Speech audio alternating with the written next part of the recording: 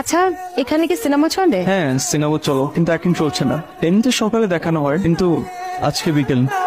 একটা কথা বলতে পারি আপনাকে? আপনি পর্দার বাইরে কি করছেন? কিসের পর্দা? মানুষ নায়িকা দেখে পর্দার ভেতর, কিন্তু আমি দেখছি বাইরে। আমাকে আপনার নায়িকা মনে হচ্ছে? মজা করছেন না? বলছো কেন বাবু? আপনি অনেক সুন্দর, গোলাপের মতো সুন্দর। ভালো বলেছে। আজ আসি। আপনার পরিচয়টাই তো জানা হলো না।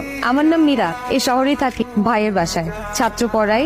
আপনি যাকে নায়িকা ভেবেছিলেন সে আসলে সামান্য শিক্ষিকা মাত্র। আমি রাফসান, আর এই হলটা আমার দাদারই। বাইরে থেকে পড়াশোনা করে আসার পর এই হলটার দায়িত্ব আমি নিয়েছি। আচ্ছা, কিছু মনে না করলে আপনাকে একটা কথা বলতে পারি? আপনার নাম্বারটা কি আমি পেতে পারি? অথবা আপনার ফেসবুক আছে? ফেসবুক নেই, কিন্তু অফুরন্ত সময় আছে।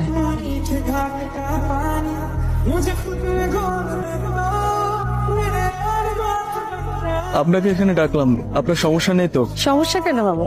আমার জীবনে আলাদা করে সমস্যা বলতে কিছুই নেই। একটা মানুষের জীবনে সমস্যা বলতে কিছু নেই। বই পড়েন? হুমায়ুন আহমেদ প্রিয়? অনেক বেশি। হুমায়ুন আহমেদ একটা কথা বলেছিলেন, আমের পোকারা বুঝতে পারে না মিষ্টি কি জিনিস, কারণ তারা মিষ্টির মধ্যেই জন্মায়। আমিও ঠিক তেমনি সমস্যার মধ্যে জন্মেছি, তো তাই সমস্যা বলতে কি এটা আলাদা করে আমি বুঝতে পারি না। আপনার সাথে অনেকদিন ধরে পরিচয়, কিন্তু কখনো আপনার সমস্যাটাই জানা হয়নি। বাদ দিন, আজকে আপনার বলতে হবে আপনার কি সমস্যা। আপনি আগে বলুন। এত গুরুত্ব দিচ্ছেন যে, অবহেলা করবেন না তো পরে। আপনার এমনটা কেন মনে হলো? আমার ইনটিউশন খুব ভালো। আমি ভালোবাসা দেরিতে বুঝলেও অবহেলাটা খুব দ্রুতই টের পাই। সত্যি শুনলেন? আপনি বলুন, আমি শুনলাম। মা বাবা নেই আমার, ভাইয়ের বাসায় থাকি। সাবধানে যাও। হ্যাঁ, আমার কথা তো শুনবি না? না রে, এই বাইরের থেকে বের করতে চাইতেছি। এক সপ্তাহের মধ্যে তুই বিয়ের জন্য রাজি হবি। এমন জাদিস আমি মরে গেলে ওই লোককে বিয়ে করবো না ভাবি। আমি বিয়ে না করে মরতেও দেবো না। আপনার টাকা কয়টা রাখো। তুই আমার আপন ভাই না হইয়া আপন ভাই থেকে অনেক বেশি করতেছিস। এটার করে রাখা। বিয়েতে কিন্তু অনেক খরচপাতি আছে। আর আমি টেনশনে আছি আমার বিয়েটা হয় কি হয় না। তোমার মনে হলো কথাগুলো তো সেট করে কিন্তু হয় কিচ্ছু হবে না, আমি সব ঠিক করে ফেলেছি। আরে কাজ তো শেষের দিকে, আগে তোদের বিয়াটা দিব, তারপর ওর ভাইরে জানাবো। তারপর তুই এসে বলবি তোরা বিয়া করে বাসায় চলে আসছিস। মীরা, ঘর থেকে আরেক ঘরে আসতে এত সময় লাগে? টিউশনের জন্য রেডি হচ্ছিলাম। আজকে আসার সময় আনারসের সাথে দেখা করে আসবি, আর বাসায় তাড়াতাড়ি আসবি। বাইরে কি করো সেটা আমি ভালো করেই জানি।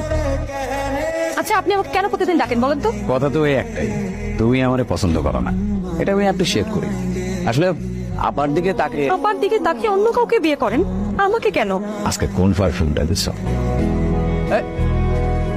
আমি একটু গ্রামের বাড়ি যাবো, দেখি জায়গাটা একেবারে বিক্রি করে আসা যায় কিনা।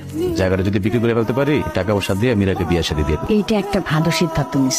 আর আসতে 2-1 দিন লাগতে পারো, সাবধানে থাকো। হ্যাঁ, সাবধানে যাও।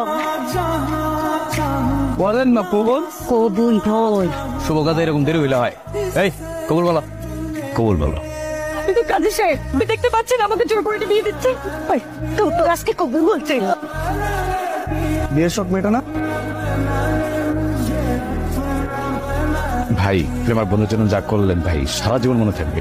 আমার একজন বিকৃত মস্তিষ্কের নারী পাচারকারী। আপনাকে অসংখ্য ধন্যবাদ। আপনি যদি কিছু না মনে করেন, আমি আপনাকে একটা কথা বলতে চাই। আপনার বোনটা আপনার বাসায় ভালো নেই, তার ভাবি তাকে দেখতে পারে না। আপনি যদি অনুমতি দেন, আমি আপনার বোনকে বিয়ে করতে চাই। এটা তো আমাদের জন্য বড় পাওয়া।